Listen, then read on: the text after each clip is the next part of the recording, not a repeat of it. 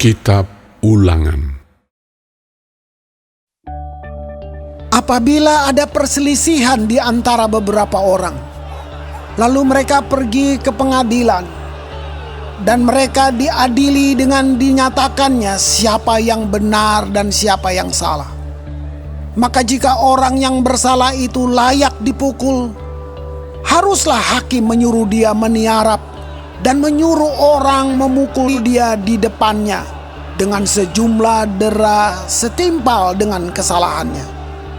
40 kali harus orang itu dipukuli, jangan lebih, supaya jangan saudaramu menjadi rendah di matamu apabila ia dipukul lebih banyak lagi. Janganlah engkau memberangus mulut lembu yang sedang mengirik.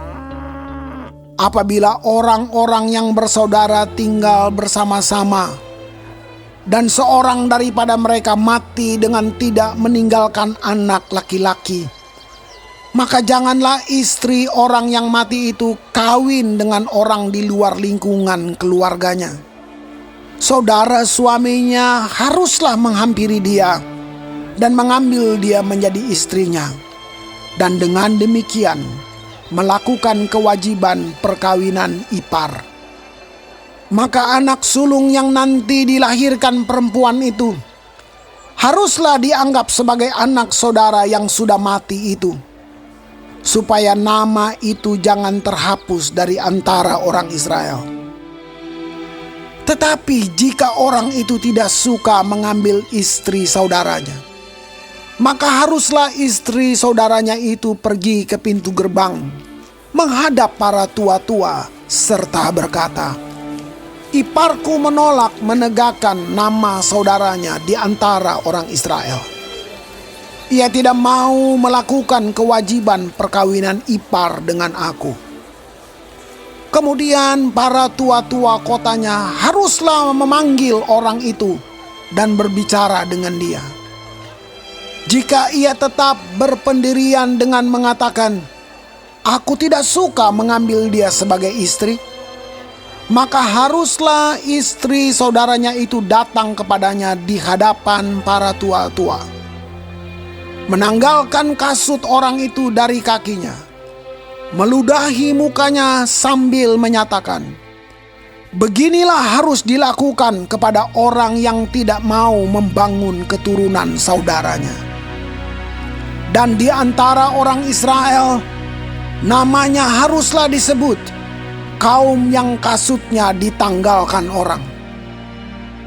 Apabila dua orang berkelahi dan istri yang seorang datang mendekat untuk menolong suaminya dari tangan orang yang memukulnya, dan perempuan itu mengulurkan tangannya dan menangkap kemaluan orang itu, maka haruslah kau potong tangan perempuan itu.